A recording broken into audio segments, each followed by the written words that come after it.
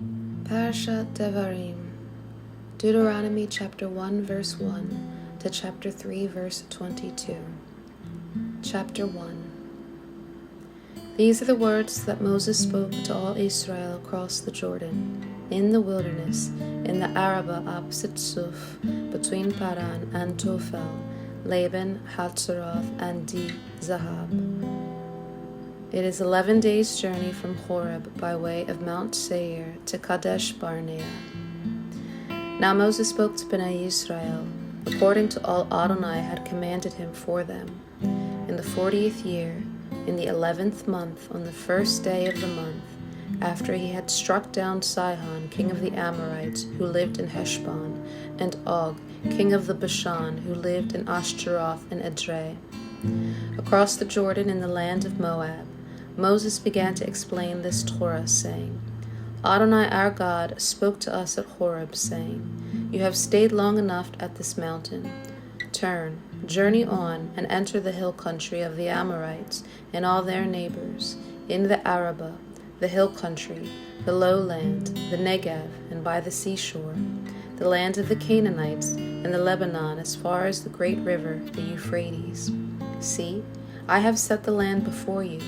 Enter and possess the land that Adonai swore to your fathers, to Abraham, to Isaac, and to Jacob, to give to them and to their descendants after them. I spoke to you at that time, saying, I am not able to bear the burden of you by myself. Adonai your God has multiplied you, and here you are today, like the stars of the heavens in number. May Adonai, God of your fathers, increase you 1,000 times as many as you are, and may he bless you just as he promised you. How can I bear your load and burden and bickering by myself? Choose for yourselves wise and discerning men, well known to your tribes, and I will appoint them as your heads. You answered me and said, The thing you have said to do is good. So I took the heads of your tribes, men who were wise and well known, and appointed them as heads over you, leaders of thousands, leaders of hundreds, leaders of 50s, leaders of 10s, and officials for your tribes. I commanded your judges at that time, saying, Hear cases between your brothers, and judge fairly between a man and his brother, or the outsider with him. You must not show partiality in judgment. You must hear the small and the great alike. Fear no man, for the judgment is God's. The case that is too hard for you, you shall bring to me, and I will hear it. I commanded you at that time everything you should do. Then we journeyed from Horeb and went through all that great and terrible wilderness that you saw on the way to the hill country of the Amorites, as Adonai our God commanded us. Then we came to Kadesh Barnea. I said to you, You have come to the hill country of the Amorites, which Adonai our God is giving to us. See, Adonai your God has set the land before you. Go up, take possession, as Adonai God of your fathers has promised you.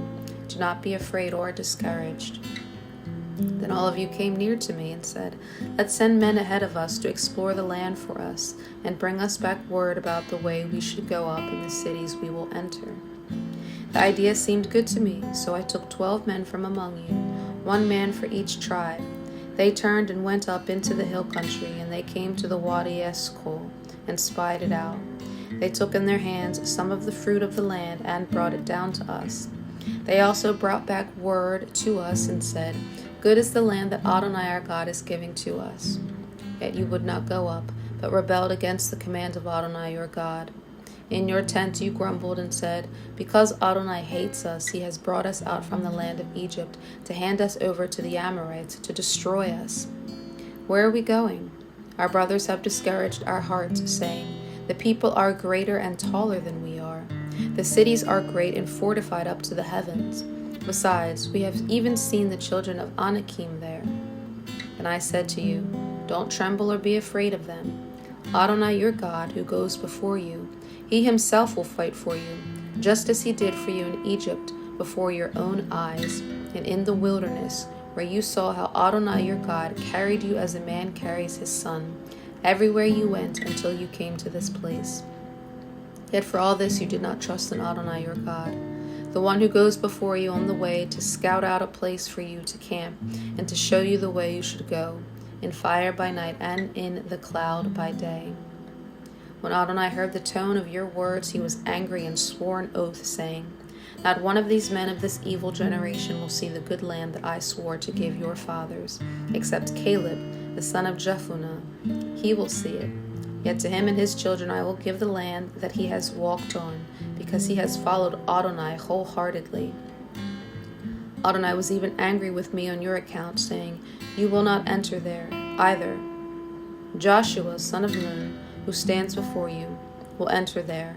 Encourage him, for he will enable Israel to inherit it.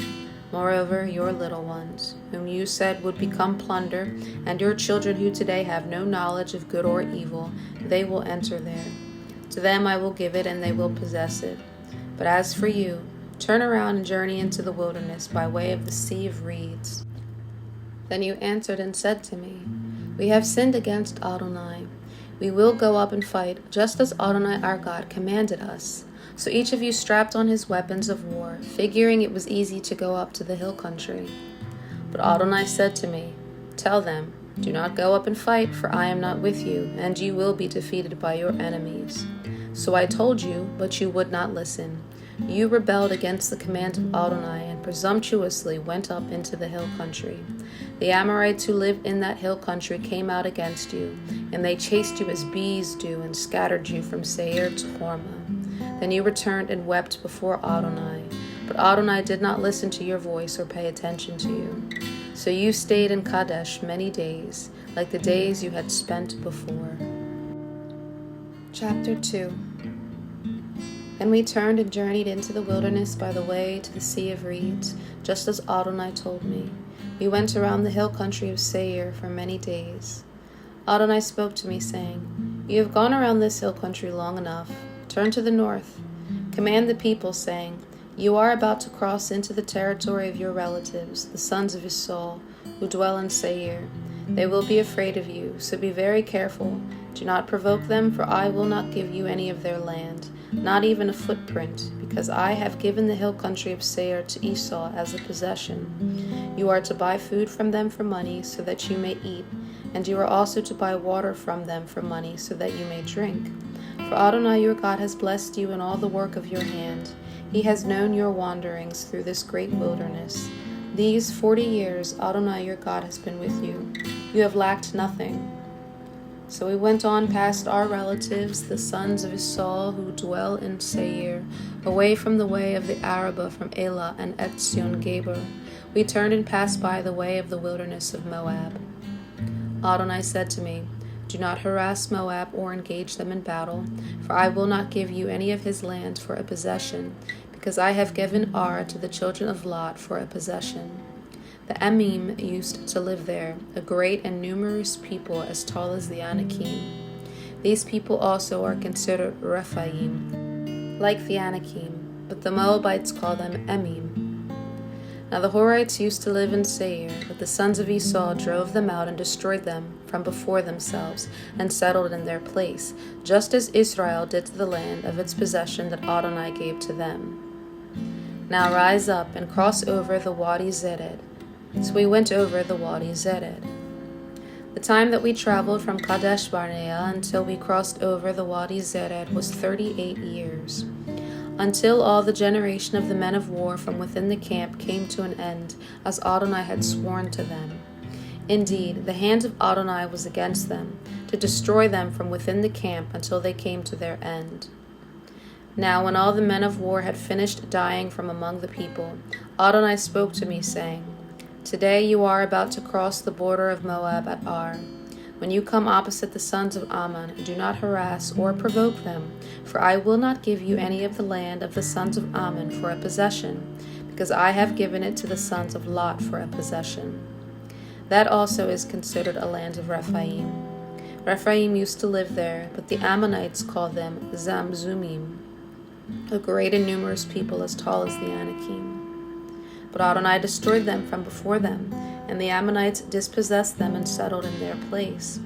It was just as Adonai did for the sons of Esau, who dwell in Seir, when he destroyed the Horites before them. They drove them out and settled in their place even to this day. As for the Avim, who lived in villages as far as Gaza, the Kaphtorim, who came from Crete, destroyed them and settled in their place. Rise up, journey on, and cross over the Wadi Arnon. See, I have handed over Sihon the Amorite, king of Heshbon, and his land. Begin to possess it. Engage him in battle. This very day I will begin to put the dread and fear of you upon the peoples everywhere under heaven. When they hear the report about you, they will tremble and twist in anguish because of you. So I sent messengers from the wilderness of Kedemoth to Sihon, king of Heshbon, with words of shalom, saying, Let me pass through your land. I will go only by way of the road. I will not turn to the right or to the left. You will sell me food for money so that I may eat, and give me water for money so that I may drink. Just let me pass through on foot, as the sons of Esau dwelling in Seir and the Moabites in Ar did for me, until I cross over the Jordan into the land that Adonai our God is giving to us. But Sihon, king of Heshbon, would not let us pass by him, because Adonai your God stiffened his spirit and hardened his heart, in order to hand him over to you this very day. Adonai said to me, See, I have begun to give Sihon and his land over to you. Begin to take possession in order to take hold of his land. Then Sihon came out against us, he and all his people, to battle at Jahaz. Adonai our God gave him over to us, and we struck him down along with his sons and all his people. We captured all his cities at that time, and utterly put under a ban of judgment every city, men, women, and children. We left no survivor. We took only the livestock as plunder for ourselves, as the spoils of the cities we captured. From Aroer, which is on the edge of the Wadi Arnon and the city by the Wadi, all the way up to the Gilead, there was not a town too high for us. Adonai our God gave everything over to us. Only you did not come near the land of the sons of Ammon. All along the Wadi Jabbok and the cities of the hill country, and wherever Adonai our God had commanded. Chapter 3. Next we turned and went up the way to the Bashan. King Og of the Bashan came out against us, he and all his people, for battle at Edrei. But Adonai said to me, Do not fear him, for I have handed him over, and all his people and his land. You will do to him as you did to Sihon, king of the Amorites, who lived in Heshbon. So Adonai our God also handed over King Og of the Bashan and all his people, and we struck him down until no survivor was left. We captured all his cities at that time. There was not a town that we did not take from them. 60 cities, the whole region of Argob, the kingdom of Og in the Bashan. All these were cities fortified with high walls, gates and bars, in addition to a great many unwalled towns. We utterly destroyed them, just as we did to Sihon, king of Heshbon, utterly destroying every city, men, women, and children. But all the livestock and the spoils of the cities we took as plunder for ourselves. So at that time we took from the hand of the 2 kings of the Amorites the land across the Jordan, from the Wadi Arnon to Mount Hermon. Sidonians call Hermon Sirion, and the Amorites call it Senir. We took all the cities of the plain and all the Gilead and all the Bashan, as far as Salca and Edrei, cities of the kingdom of Og in the Bashan. For only King Og of the Bashan survived from the remnant of the Rephaim. In fact, his bed was made of iron. Is it not in Rabbah of the Ammonites? 9 cubits was its length, and 4 cubits its width, according to the cubit of a man.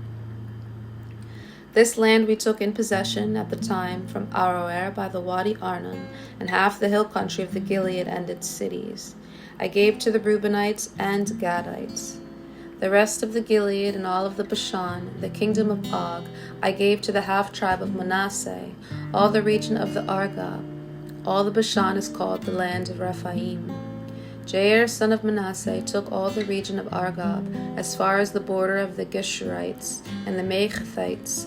He called them the Bashan, after his own name, Havoth Jair's villages, as it is the case of this day. To Machir I gave the Gilead. To the Reubenite and Gadites I gave from the Gilead as far as the Wadi Arnon, The middle of the wadi is the border, and as far as Jabbok, the wadi that is the border of the sons of Ammon. And the Arabah, with the Jordan as the border from Kinneret, as far as the sea of the Arabah, the salt sea, under the slopes of Pisgah, eastward. I commanded you at that time, saying, Adonai your God has given you this land to possess it. Ready for battle, you will cross over ahead of your brothers, Bnei Yisrael, all the men of valor, only your wives and your little ones and your livestock. I know that you have much livestock. May stay in your cities that I have given you, until Adonai gives rest to your brothers, as he has for you, and they also possess the land that Adonai your God is giving them across the Jordan. Then you may return, each man to his possession that I have given you. I commanded Joshua at that time, saying, Your eyes have seen all that Adonai your God has done to these two kings. Adonai will do the same to all the kingdoms you are about to cross into. You must not fear them, for it is Adonai your God who fights for you. Isaiah chapter 1, verses 1 to 27. The vision of Isaiah, son of Amoz, which he saw concerning Judah and Jerusalem, in the days of Uzziah, Jotham, Ahaz, and Hezekiah, kings of Judah. Listen, heavens, and hear, earth, for Adonai has spoken. Sons I have raised and brought up, but they have rebelled against me. The ox knows its owner, and the donkey its manger, but Israel does not know. My people do not understand.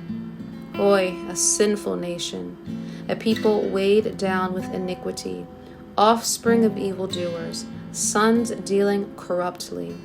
They have abandoned Adonai. They have despised Israel's Holy One. They have turned backwards. Where will you be struck again, as you stray away more and more? The whole head is sick, the whole heart faint. From the foot to the head there is no soundness. Wounds, bruises, and raw sores, not pressed, nor bandaged, nor softened with oil. Your land is desolate. Your cities are burned with fire. Your fields, strangers devour it in your presence, a desolation, overthrown by strangers. So the daughter of Zion is left as a sukkah in a vineyard, as a lodge in a garden of cucumbers, as a besieged city. Unless Adonai Tzvaot had left us a small remnant, we would have been as Sodom, we would have been as Gomorrah. Hear the word of Adonai, you rulers of Sodom. Give ear to the Torah of our God, you people of Gomorrah. For what is it to me, the multitude of your sacrifices, says Adonai? I am full of burnt offerings of rams and fat of fed animals. I have no delight in the blood of bulls or of lambs or he-goats. When you come to appear before me, who has required this at your hand, trampling my courts? Bring no more worthless offerings. Incense is an abomination to me. New moon and Shabbat, the calling of convocations, I cannot endure it. Iniquity with solemn assembly. Your new moons and your festivals, my soul hates. They are a burden to me. I am weary to bear them. When you spread out your hands, I will hide my eyes from you. When you multiply prayers, I will not hear. Your hands are full of blood. Wash and make yourselves clean. Put away the evil of your deeds from before my eyes. Cease to do evil. Learn to do good. Seek justice. Relieve the oppressed. Defend the orphan. Plead for the widow. Come now, let us reason together, says Adonai. Though your sins be like scarlet, they will be as white as snow. Though they be red like crimson, they will become like wool. If you are willing and obey, you will eat the good of the land. But if you refuse and rebel, you will be devoured with the sword. For the mouth of Adonai has spoken. How the faithful city became a harlot. She once was full of justice, righteousness lodged in her, but now murderers.